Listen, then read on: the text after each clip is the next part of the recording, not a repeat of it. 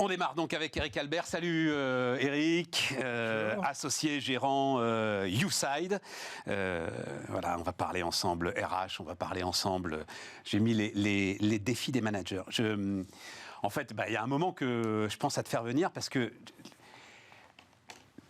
l'éclosion, j'ai l'impression que c'est une prairie au printemps. Et comme les fleurs qui apparaissent, les concepts RH apparaissent les uns après les autres.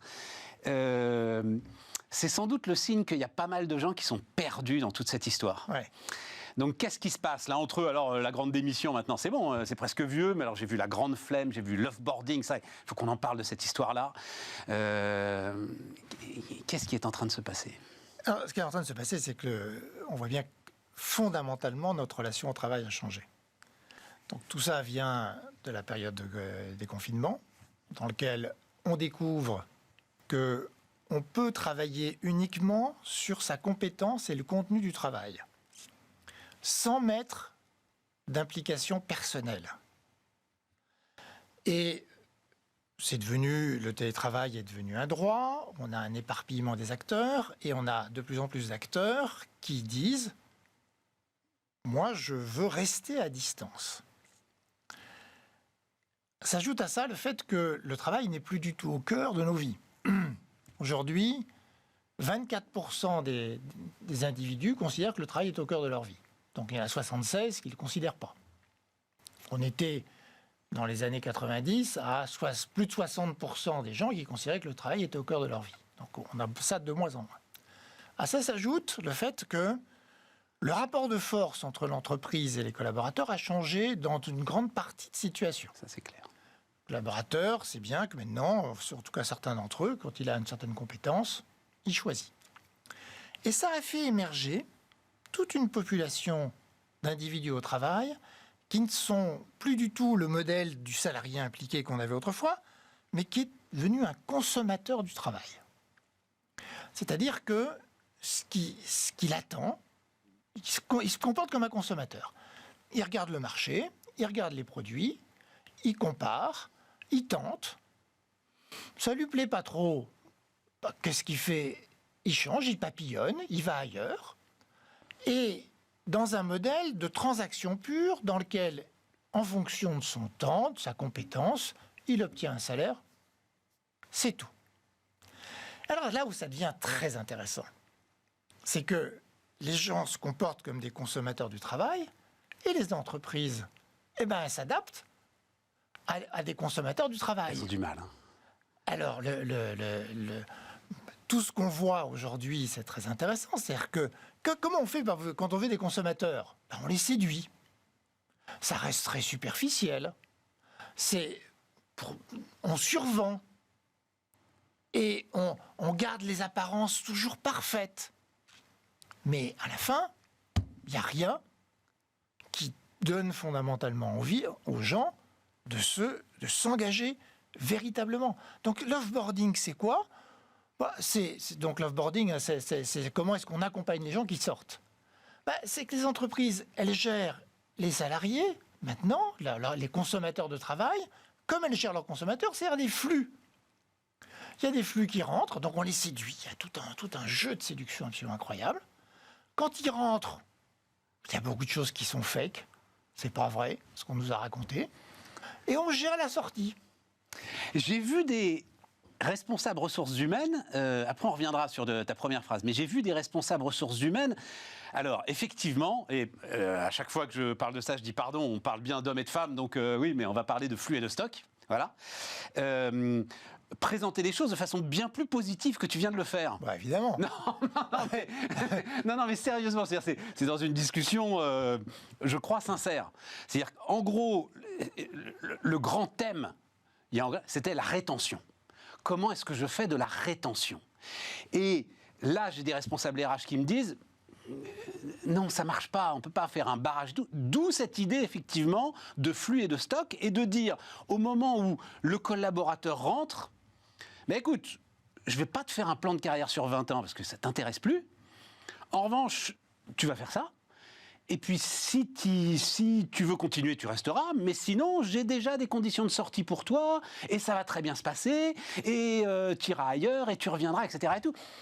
Ce qui me semble dessiner quelque chose de plus positif que ce que tu présentais là, Éric. Oui, je pense que c'est une façon de présenter les choses. Enjolivé ? Oui, très enjolivé. Parce qu'à la fin, je ne connais pas d'entreprise qui n'ait pas besoin d'avoir des gens impliqués, des gens qui participent à du collectif, des gens qui apportent leur capacité créative, des gens qui croient au projet, des gens qui ont envie de se défoncer pour l'entreprise. Oui, mais tu crois à un projet dans lequel tu es investi. C'est pas le destin de l'entreprise sur 15 ans. Il y a aussi beaucoup ça quand même. Toutes les populations aujourd'hui jeunes disent « Moi, je veux une entreprise qui fasse du sens ».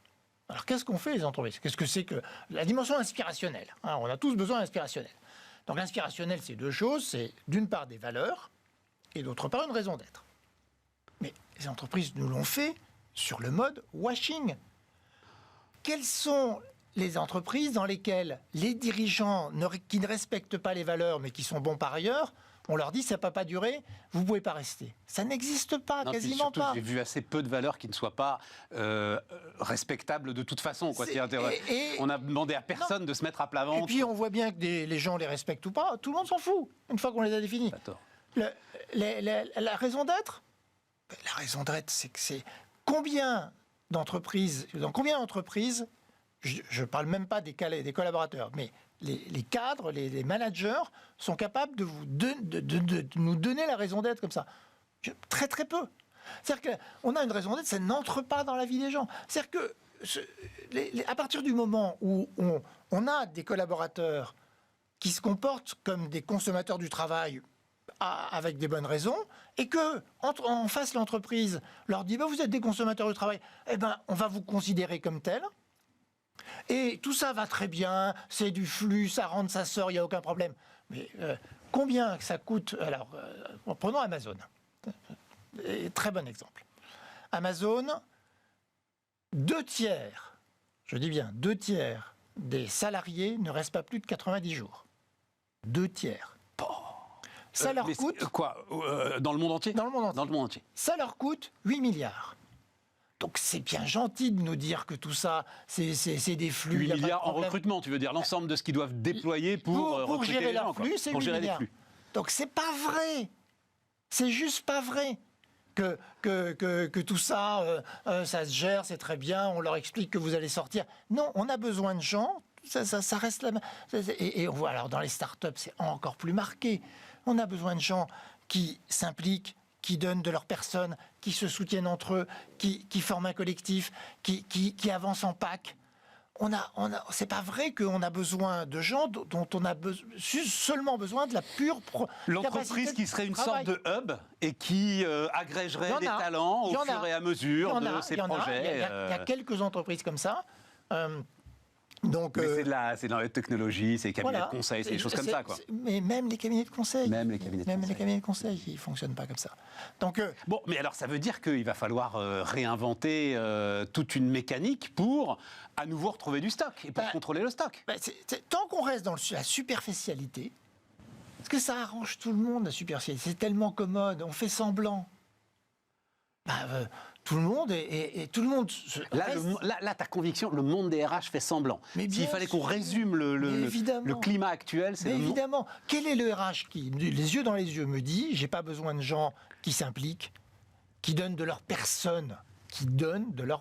Si, mais il va te le dire en disant sur un projet précis, ils vont être à fond. Et ça va bien se passer. Et on va agréger. Sauf que la personne qui est sur un projet précis où il est à fond, il connaît plein de gens autour, il acquiert toute une valeur extrême du fait qu'il est là depuis 2 ans. Oui. S'il s'en va? Oui, le risque est assumé, t'as pas le choix. Et il reviendra. Bien sûr que j'ai le choix. Je peux lui donner envie de rester. Évidemment que j'ai le choix. C'est juste que ils sont en train de rendre les armes, justement. Non, je ne peux pas lui donner... On est d'accord, ils rendent les armes. On est bien dans la capitulation. Parce que s'il reste, c'est une valeur énorme pour l'entreprise. Parce qu'il connaît, parce qu'il a créé des liens. Parce que maintenant, ce projet-là, il va aller beaucoup plus loin sur le prochain projet, mais en utilisant les ressources de l'entreprise, la culture, etc. On a besoin de ça. Alors, quelqu'un de nouveau qui arrive, bah oui. Oui, mais l'idée, c'est le boomerang. L'idée, c'est, finalement, je vais le laisser partir, parce que la rétention, c'est plus possible, tout ça, machin et tout. Et puis, là où il ira, il dira tout le bien qu'il pense de la façon dont il a été traité dans cette entreprise, et il va revenir pour un prochain projet. Et puis, Sur le papier, ses ça a camarades lui diront, alors, ouais, pourquoi tu t'es tiré, alors, si tu penses beaucoup de bien. Et pour aller voir ailleurs, comme tu dis, l'envie de papillonner, l'offre et la demande, etc., quoi. Non, ça tient pas la route. Hein. Mais non, ça tient Non, pas la ça tient route. pas la route. Moi, je n'y crois pas, en tout cas. Mais Ils essayent de se persuader mais qu'ils ont là évidemment, une solution. mais si on a des gens auxquels on donne envie, qui trouvent que ça vaut la peine, qui s'impliquent, qui créent des liens avec les autres, qui ont du plaisir dans leur vie quotidienne au travail. Donc j'ai parlé de la dimension Oui, inspirationnelle. alors c'est là où c'était ta première phrase. Quand tu dis, en fait, le télétravail a rompu tout lien qui ne soit pas un pur lien de production. Exactement. Dans le travail, il y a deux dimensions. Il y a la production, et puis il y a tout ce que... L'émotionnel. Voilà, tout ce qu'on donne de sa personne, sur le plan relationnel, émotionnel, implication, responsabilisation, etc. Et on voit bien que ce qui a marché très bien dans le télétravail, c'est la production pure. Et beaucoup de gens se sont dit, bah, très bien, moi je suis un pur producteur, et je me mets en retrait. Et l'entreprise ne sait pas bien, à la fois être exigeante vis-à-vis d'elle-même, c'est-à-dire que d'arrêter de faire du bashing, de dire nous ce qu'on fait, ça fait du sens, et pourquoi ça fait du sens dans la vie quotidienne des gens, et pourquoi tout le monde le porte. Nous, on a des valeurs, parce que nos valeurs, c'est ce qui nous permet de nous faire confiance, et si quelqu'un n'est pas dans ces valeurs-là, on ne va pas le garder. Donc, si les gens vivent ça, et que, par ailleurs, on intègre aussi une autre dimension très importante, c'est une dimension émotionnelle. C'est-à-dire qu'on se dit, quel environnement émotionnel je crée dans mon entreprise? Est-ce que... On sait bien qu'il y a une façon très facile de gérer les gens, qui est la peur. Mais ça marche plus, avec tout ce qu'on vient de décrire. Oui, mais qui... Est-ce qu'on va dire un mot d'Elon Musk, justement? Ça marche encore, marche encore. Qui résiste? Quel est le dirigeant qui, quand il est exaspéré, ne tombe pas dans la menace implicite, dans la pression. Mais c'est pas possible ça, Eric. Ça, c'était quand moi j'avais 20 ans que le gars ouvrait le tiroir et disait regarde le nombre de CV qu'il y a. Mais maintenant c'est fini ça. Tous les métiers manquent de bras, tous les métiers sont... Alors les gens s'en vont et puis on dit mais c'est normal, on gère des flux. C'est bien sûr que ça existe encore. Parce que le rapport de force a changé. Ouais. Le rapport de force a changé, donc il n'y a plus de management de la peur. Parce que le rapport de force a changé, c'est pas vrai que pour autant les habitudes des dirigeants et le confort des dirigeants a été supprimé pour autant. Ouais. Ça existe encore. C'est dur de faire une révolution culturelle quand on vieillit. Ah ben non, mais ça c'est... c'est très très dur. Et puis qu'on a le confort du pouvoir. Et qu'on a le confort du pouvoir. Parce que ceux qui sont le moins remis en cause, c'est toujours les dirigeants. Alors justement, il y a un truc sur lequel tu insistes beaucoup dans ce que tu écris, ce que je lis, dans la période qui est devant nous. Alors, récession, j'aime pas beaucoup me parler de récession, parce qu'il est... Enfin bon, on est en train de peindre une apocalypse économique dont je ne suis pas du tout sûr qu'elle arrive, mais enfin bon, peu importe. En tout cas, dans la période, tu dis c'est la bonne foi. L'arme du dirigeant, là, c'est la bonne foi. Est-ce que tu peux m'en dire plus là-dessus? Oui, parce que on voit bien que le dirigeant, là, il est à un moment charnière qui est très difficile pour lui. Il a fait une très bonne année 2022. Bon, et donc tout le monde revendique, on l'a vu sur les salaires partout, ça revendique énormément. Et il se prépare à une très mauvaise année 2023. La tendance du dirigeant, qui est d'être toujours dans le futur et pas dans le passé, c'est de dire non mais arrêtez les gars là, maintenant regardez ce qu'il y a devant nous, donc ça suffit. Non mais ok, ça s'est bien passé, mais on a eu beaucoup de chance. Bon.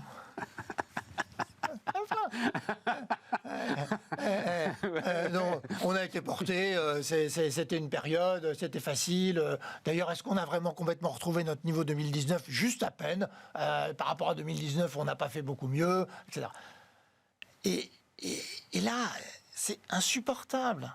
Les gens viennent de vivre une période extrêmement difficile. Ils sont vraiment donné beaucoup de mal en 2022 et ils ont surperformé, et ne pas reconnaître cette surperformance, parce que c'est vrai, 2023 va être difficile. Donc la bonne foi, elle est là, elle est dans le fait de... mais c'est ce que je disais tout à l'heure sur tout ce qui est faux, tout ce qui est fake.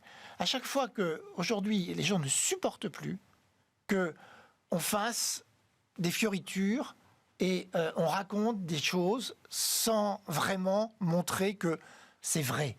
Ça correspond à une réalité. Donc c'est transparence. Donc c'est beaucoup plus de transparence, c'est beaucoup plus de proximité, beaucoup plus de partage, beaucoup plus d'expression du partage. Et puis, les choses sur lesquelles on dit que c'est important, notamment tout ce qui est lié au sens, on montre que c'est important. Et les gens s'en aperçoivent dans la vie quotidienne. Et quand vous avez des gens qui trouvent comme ça un lieu dans lequel ils trouvent que c'est important, mais ils le vivent, ils ont un environnement qui leur crée des émotions positives. Ils ont évidemment beaucoup plus de responsabilités, beaucoup plus de... pourquoi ils partiraient ? Mais pourquoi ils partiraient ? C'est pas vrai. C'est plus des consommateurs. C'est des gens qui s'impliquent. C'est des gens qui participent. C'est des gens qui sont dans un projet. Et le piège... Et on n'est pas forcément heureux en étant consommateur, en fait. On n'est pas heureux en étant consommateur, ça on le sait de plus en plus. C'est une dimension de notre vie collective dont on a besoin. C'est juste... La consommation, c'est juste un rapport à quelque chose de très superficiel. Très dans quelque chose. Je parle de la consommation, je ne parle pas de la consommation de base. Bien sûr. Mais c'est extrêmement superficiel. C'est jouer de la consommation dans un positionnement, dans des rapports aux autres, mais sur un jeu très, très d'apparence. Ça n'est que de l'apparence. Et là, le piège de l'entreprise, c'est qu'elle se comporte vis-à-vis du consommateur de travail comme elle le traite comme un consommateur. Et donc, elle le pousse dans cette apparence. Et elle-même est complètement dans l'apparence. Bon, et alors c'est là, juste, on va pas y faire 1 heure, mais 3 minutes, parce que moi, ça me fascine, ça fascine tout le monde, c'est Elon Musk. C'est là que, justement, lui dit, il débarque, et il dit, j'ai des boîtes. Alors c'est, pour le coup, un homme de talent, Mathieu Courtecuisse, qui nous a raconté qu'aux États-Unis, les boîtes de tech découvrent, avec le télétravail... Mathieu Courtecuisse, mon associé. Eh bien évidemment, c'est pour ça que je me permets de le citer, découvrent avec le télétravail que certains de leurs collaborateurs n'ont pas 2 ou 3 contrats, ils en ont jusqu'à 6. Qu'ils ont un pur sujet de productivité, qu'il faut remettre tout le monde en tension. Et donc, effectivement, il arrive, il tape du poing sur la table, il dit « Je vous veux tous dans mon bureau avec vos meilleures lignes de code. Je veux voir, moi, si effectivement vous avez travaillé, si vous avez donné de l'efficacité à l'entreprise. » À un moment, c'est peut-être pas mal, non ? Non, mais est-ce qu'il faut avoir une proximité avec les gens ? Est-ce qu'il faut voir ce qu'ils font ? Mais est-ce que la seule façon, c'est de faire pression et de leur faire peur ? Là, Elon Musk, il est l'exemple absolu de quelqu'un qui a vieilli trop vite. Il a vieilli trop vite parce qu'il a réussi trop vite. La réussite fait vieillir. Et la réussite fait vieillir. Parce que, pourquoi la réussite fait vieillir ? Pour une raison très simple, c'est que plus je réussis, plus je suis conforté dans l'idée que ce que je fais est bien, et plus je suis dans la reproduction de ce qui a marché. Et Elon Musk est la caricature de ça. Il est dans la reproduction de ce qui a marché jusqu'à présent. Et jusqu'à présent... c'était une aventure extraordinaire, ça donnait forcément envie aux gens, mais on voit bien que c'est plus ça. Et donc jusqu'à présent, il pouvait faire pression, mais par rapport à ce projet inouï de on va disrupter l'automobile, on va disrupter le spatial, donc c'était si vous êtes chez moi, c'est pas pour donc vous devez tout donner, etc. Et ça a marché. Et il pense que ça va marcher tout le temps. La réponse est non. Et ça va être très intéressant de voir comment va tourner Twitter, comment vont tourner les différentes activités. Et lui aussi, il risque d'avoir ce flux. Alors chez Twitter, on l'a vu, ça y est, c'est fait. Oui. Mais pour autant, on est bien d'accord. Il est très important qu'on suive ce que font les gens. Voilà, c'est ça. On ait une proximité avec eux. Et c'est pour ça qu'il faut les faire revenir. Il faut aussi les gens qui sont tout à distance, après, effectivement, certains trichent. Mais l'idée, venez dans mon bureau, m'apportez ce que vous avez fait, qu'on en discute. pas pour vous foutre des baffes, quoi. Bah, c'est plutôt, je t'appelle tous les jours, je te demande ce que tu vas faire aujourd'hui, on en rediscute le lendemain, et quand tu es là, bah, on voit ensemble, et puis qu'est-ce que tu fais de nouveau, comment tu prends des initiatives, et qu'est-ce que tu pourrais tenter ça. Voilà, de fait, si je lâche quelqu'un dans la nature, de fait, il utilise le système le mieux possible et donc à son profit sur un mode purement individualiste. Retrouvons la vérité. Voilà. Retrouvons la vérité des rapports de travail. Et l'authenticité. Merci Eric. Eric Albert qui était avec nous sur Bismart.